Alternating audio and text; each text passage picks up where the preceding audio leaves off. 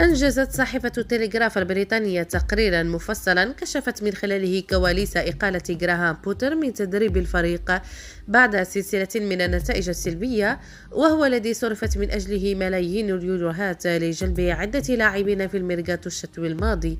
وحسب التقرير فإن النجم المغربي حكيم زياش كان من بين الأسباب وراء إقالة بوتر من منصبه. فكيف حدث ذلك؟ في فترة الانتقالات الشتوية الماضية قررت تشيلسي إعارة زياش إلى باريس سان جيرمان، لكن الصفقة لم تتم في آخر ثواني الميركاتو.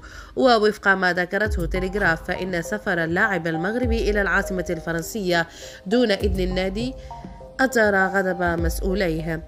ومباشرة بعد إغلاق باب الميركاتو شارك زياش أساسيا ضد فولهام، ثم دخل بديلا أمام ويست هام يونايتد، لكن في ديربي لندن أمام توتنهام دخل أساسيا، الشيء الذي أغضب مالك النادي تود بويلي. الأخير لم يفهم قرار المدرب الإنجليزي حيث كان يرفض مشاركة النجم المغربي.